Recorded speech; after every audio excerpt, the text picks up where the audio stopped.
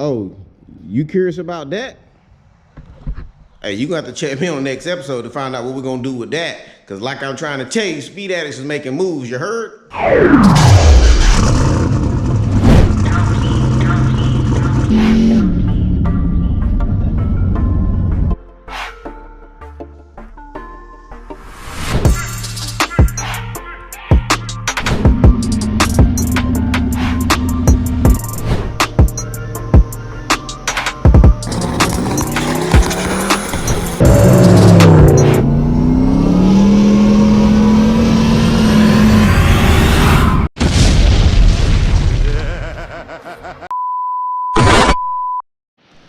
On this rainy day, we are going to continue to work on the V6 turbocharged Honda Accord. Let me show you what we're going to work on today.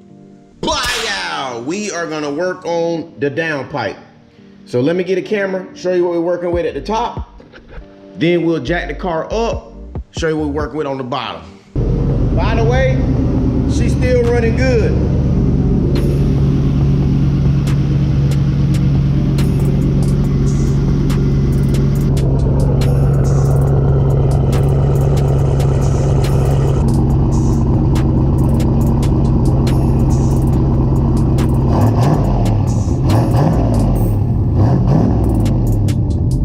So shine a little light on the situation. I believe we have a VSRacing 67 millimeter. This is a V-band turbine housing inlet. You can see the V-band clamp down there. Look like it's a 083 turbine housing. We're doing the downpipe. The downpipe is in two pieces. And then as you can tell, we have what it looks like a 2.5 outlet. It kind of has look like a 2.5 to 3 inch reducer.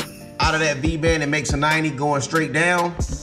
And let's jack this up, show you what it look like underneath. And just looking at it from this angle underneath, you can already tell that the downpipe or the lower section of the downpipe sticks way too far down. Not only that, but whoever he bought the kit from, I mean, this piece of 3 inches like crushed bend. You can see how it's kind of reduced in diameter right here. They MIG welded it. We got a flex bellow that more than likely we're gonna replace because I don't like these. These kind of flex bellows, as you can tell, got these little bitty deals. And when you try to handle this joker without gloves, man, this joker stick in your meat. And if you ain't used to working with your hands, meaning that like, you know, you work at a keyboard or, you know, you be clicking buttons on the keyboard. If this junk stabbing your meat, man, you gonna cry.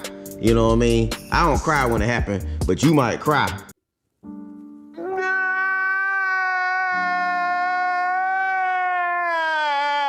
And of course, looks like it's just a straight 90 straight down. So after we modify this, more than likely we'll make a new hanger that attach to the new downpipe section right here. And then of course we're probably gonna reuse this 3-bolt flange, cut it off, clean it up, and reuse it. Shout out to Chameleon Tuning. He fabricated the rest of this catback. And I'm gonna tell you, yo, this catback is nice. Old dude know exactly what he doing. And this junk came out super duper dope. We got a Borgler muffler, and word up, man, that junk looks so daggone good. Shout out to my boy, Chameleon Tuning. Man, my boy got some suspension modification, like some SPC arms, like he got some Fortune Auto coilovers. And I didn't pay attention to this before, but look at the wheel brand, Wed Sports. These jokers is hot, bro. I'm trying to tell you, these Wed Sports is where it's at. Made in Japan. One of the few things that ain't made in China. To get things started, we're gonna take the lower section of this downpipe off.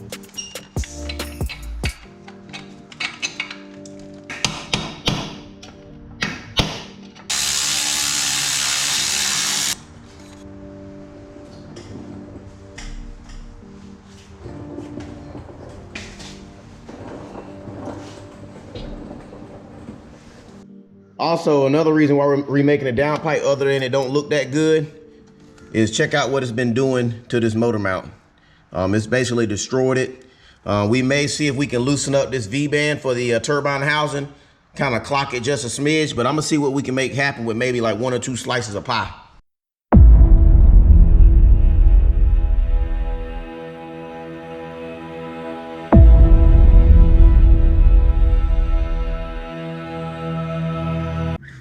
Flange is set up. The individual slid the pipe inside of the flange and welded it. So I've grounded it down. It's a faint crack. You can't see it. Maybe you can see that one. See that? There's like a line.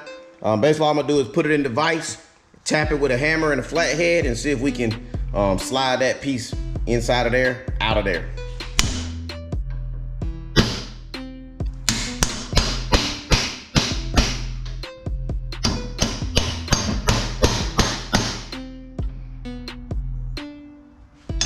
Yo, that joker in there, man. I'll tell you what, I'm about to break out. Hold on.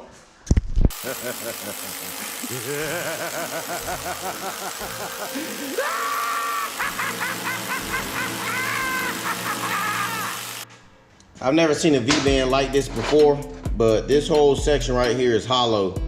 I remember looking at it before, it was welded like inside to outside. I don't know what's going on, but there ain't no reason that somebody makes a V-band flange for that daggone turbo. So we're gonna do some research. We're gonna come back once we get the flange.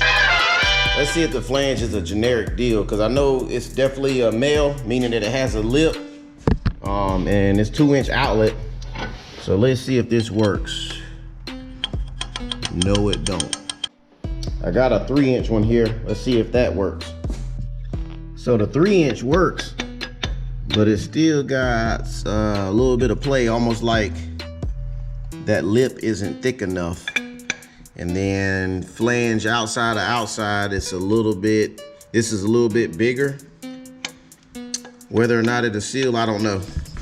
I'm gonna do some research. 5 minutes later. So after about 30, 45 minutes or so, we found out that the male section of a 3-inch V-band does fit this. The flange section on the 3-inch is bigger than the one on this, but after I tighten this down, this flange is not moving anywhere. Worst case scenario, we'll put a little bead of high temp RTV on the lip section, not the outside, but the little lip section, and I think it's gonna be fine.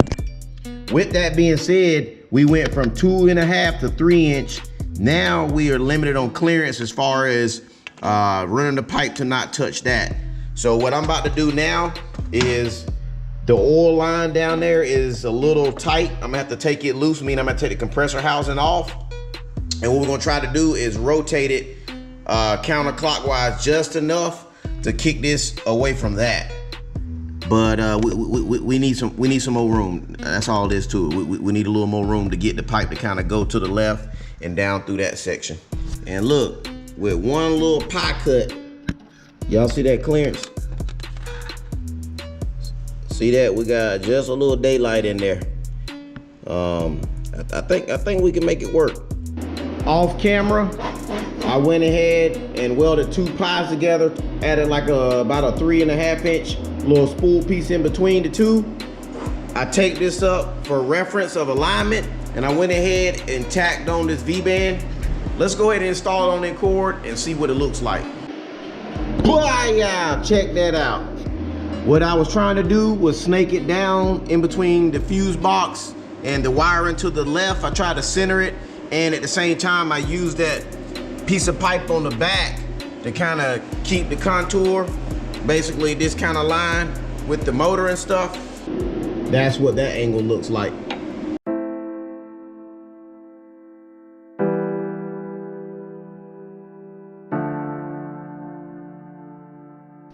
All right, while we wait for a few components to come in so that we can complete the downpipe on the Honda Accord, we are gonna work on the turbo mount. Let me show you what I'm talking about. The hot side turbo kit, meaning the portion that connects to both the front and the rear headers that come to a Y, come in through the bottom of the turbine housing, that is made out of mild steel. Karl got it from somewhere else. He did not make it. Because of that, check out the flex that we have. Let me see if I can keep this stationary. Can you see the flex on that? That's not good. So what we're gonna do is we're gonna stabilize that. You would think that you would wanna make a brace from here to the chassis. Problem solved. You have to understand that the motor torques, the motor does this little number. On top of that, the motor vibrates a little bit. If this was mounted to that, meaning that this is fixed, this is vibrating, the mount would break, or the weak link will break, which would probably be the headers or whatnot. So what we're gonna do is we're gonna mount this basically to the transmission. So you've already seen the brace. The brace is bolted up down there with 2 mounting locations. And the part of the turbo I'm gonna use is this section right here. This is a oil and water turbo. So what we're gonna do is we're gonna utilize that threaded point right there. Normally, if you were to water cool this, water will come in through the other side. Basically, water will come through this and out this point. We're gonna use that to mount the turbo brace up to. So the first order of business is to find out the thread pitch. I've used a couple miscellaneous bolts, found the thread pitch. The thread pitch is a M14 by 1.5. And so this is the bolt that I use to verify. Also, I keep basically in banjo fittings that you use for oil cool, basically used on a lot of the Nissan stuff. I keep this stuff in stock, keep it handy. I was able to also verify the thread pitch using this. And also found this in the back room. This is something I want to use. I have no clue what it is, but it's like a spacer. All I did was drill the hole out big enough for this. And what I want to do is I want to find the bolt that had it an Allen head, because of course that's not going to fit in there. So what I'm going to do is I'm going to cut all these ears off, basically make it the same diameter as the threaded section. And then I believe I'm going to weld this nut onto the top of that, because of course the nut can go in there, and then I can put a socket on the outside to tighten that up. So I'm gonna wing it. I'm gonna show you what I do to make this happen. Side note too, I made this wooden table into a welding table. All I did was take a thick piece of plate. Not sure how thick it is, but it's not thick enough. I drilled 5/8 holes about 2 inches apart, this way and that way. And then I went to Harbor Freight, and I forget what these clamps are called, but I bought these clamps. I found a 5/8 headed bolt, welded them to it. And now I can use this to kind of clamp down something or hold something down I'm trying to weld. And then I also made this a while back. This is something that when I weld, I can use to prop my hands on. Basically, I can use this to hold a torch. I can use this hand to dab. And what I did is I took the base of it and I made it work with 2 magnetic bases. So of course, this thing is kind of not holding in place. Turn that one on, turn that one on, and it's basically good enough. I can't put all my elbow on it. I can't put my big head on it, but I can at least kind of prop my hand on there and do that number. I'm proud of myself.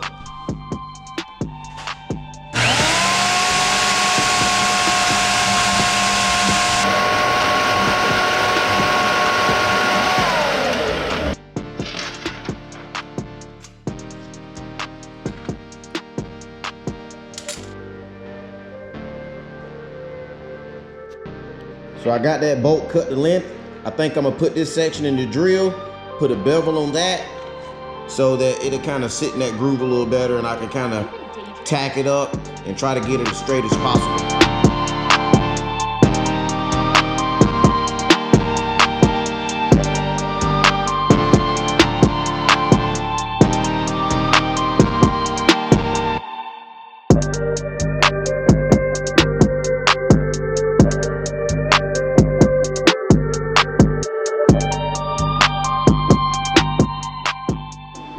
That's what the final product looked like.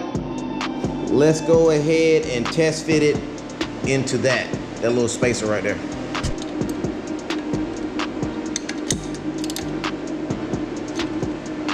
I'm satisfied with that. Let me show you what we got going on from this point to the mount. So from the mount location to this little collar piece that I got around the water port of the turbo, I'm using a piece of solid rod. I'm basically gonna bend it 2 times. I've already made my template. Again, I make my templates out of solid aluminum rod, basically TIG rod for aluminum. And let's see if we can bend this to shape. So I got everything tacked up, and I don't think that that's strong enough. To be honest with you, I don't like it. So what I'm gonna do is I'm gonna add another gusset on the other side. And then what I'm gonna do is weld them 2 together. Probably cut it somewhere down here at this bend.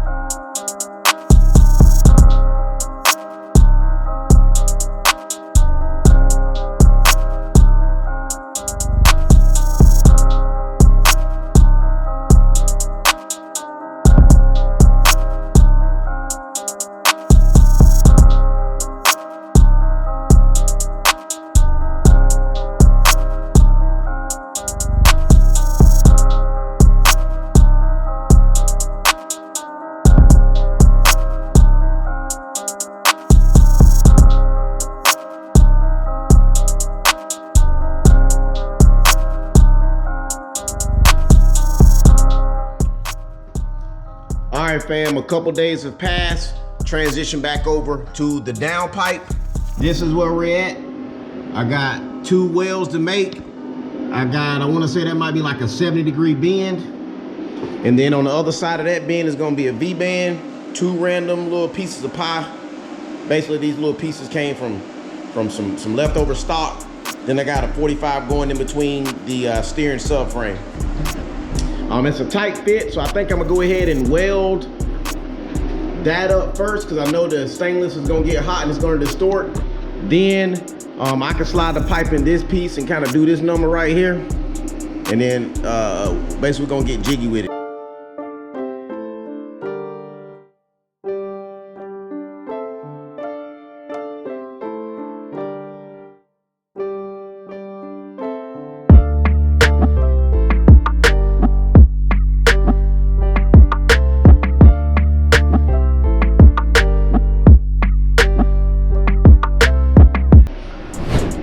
We got the second section of the downpipe welded up. So now let me show you what I decided to do to make just a little bit more clearance. Let's go up underneath the car. I went ahead and cut a little section of this. I'm gonna go ahead and take my flat wheel and clean it up. And then what I'm gonna do is I'm gonna MIG weld all this back up. Basically, this is what it looked like on one side. All I'm gonna do is cut it back, and then I'm gonna duplicate the weld.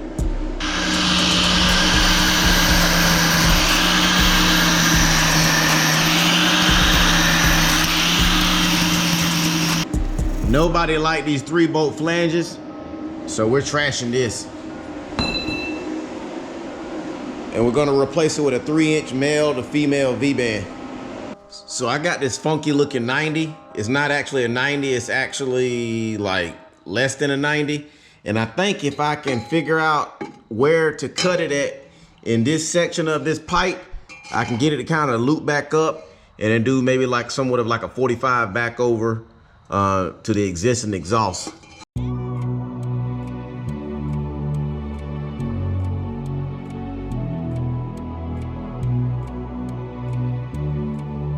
Yeah, I was having issues with my Eastwood XL TIG welding helmet. I mean, I've had it for several years. In a short time crunch to get things done on this Honda Accord, went to Harbor Freight, purchased this one here. I want to say it was about $150.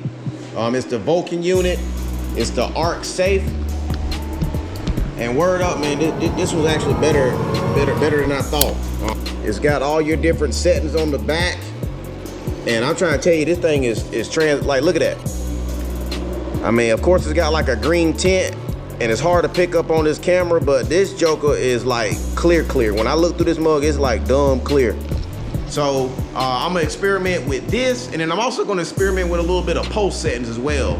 Pulsing is basically the high amperage is on and then off. I got my timer set at like 1 pulse per second. We're gonna see how it work out on this downpipe. New favorite helmet, hands down. Thoroughly satisfied with this. Here goes the bracket all welded up. If you remember, I originally started with this bracket. I went back and made this other little L piece attached to kind of reinforce it both downward and upward. This is how it sits in the chassis. I think that should be pretty good as far as structural support. Now we got to install our Vibrant 3-inch flex bellow, and then we need to reattach this to the existing exhaust.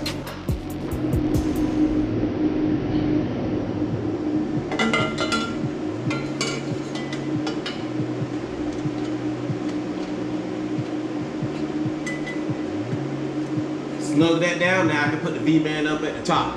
Let's see if we can figure out this orientation.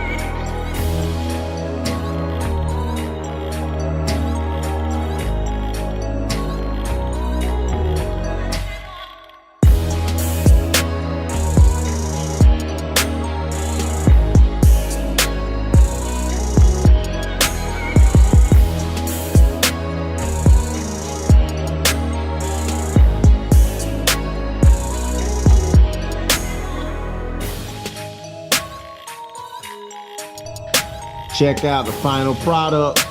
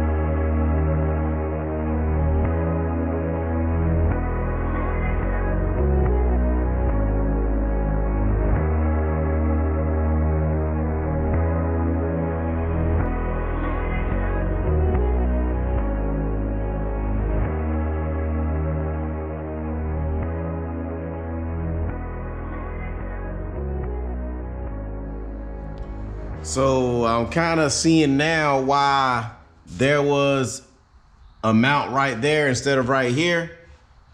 This thing has quite a bit of rock from left to right, and there is a little bit of clearance up here, meaning that it needs to come down. So I'm gonna have to figure something out. Maybe I can kind of bend that up and then bend it over, do the same thing with that side, give us a little clearance. I'm gonna have to cut you back on once I figure out a solution. I put some leverage on that piece and this L piece. Both of those are attached to the frame rails. We got a little more gap up there.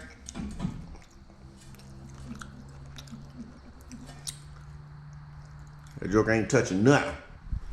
All right, before we call him to let him know that this thing is ready to go, I did tell him that I wanted to clean up a little bit of his plumbing. When he first brought it here, he basically was getting his boost reference from the intake plenum. That's not the best place to get it from. I mean, you can do that, but it's always best to run the nipple that goes to the side of the wastegate. It needs to come off the compressor. And you remember that I tapped and put a fitting down there. So basically, I'm going to take this line off, trim it to fit, run it to the bar fitting here.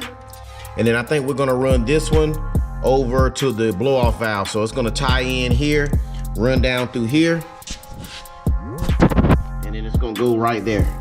There's the line. Wow, check out the final product. Again, this hose from the intake plenum ran up underneath the fuse box, goes up underneath this pipe, goes to the blow off valve right there. And it's hard to tell, but this line, hold on. And then this line right here comes from the side port on the wastegate, goes to here. We put this little rubber piece of sheathing on this feed line because I had a couple little burrs on it that caught my daggone meat. Zip tied that back together, plug that back up. We did a little bit of a little more zip tie routing to kind of keep some stuff off of the downpipe. And I mean, that downpipe looking fresh, man.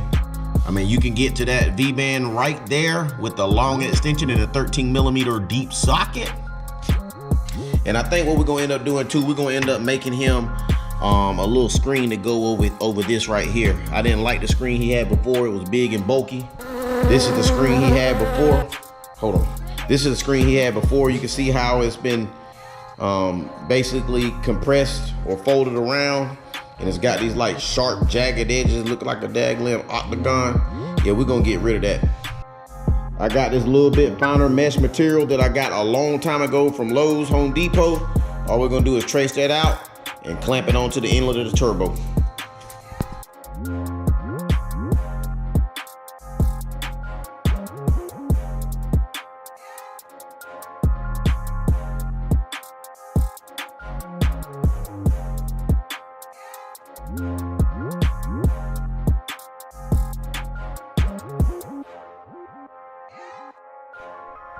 Yeah, that little filter screen for that turbo looks a whole lot better than this daggone octagon UFC looking junk. This junk look about as beat up as daggone Forrest Griffin looked like when my boy Sylvia broke his jaw, man. I'm still distraught over that cause I love Forrest.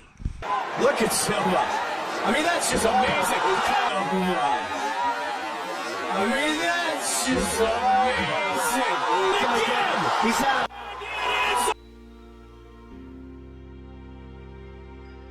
There's only one thing to do. Fire that puppy up. Insert sound clip.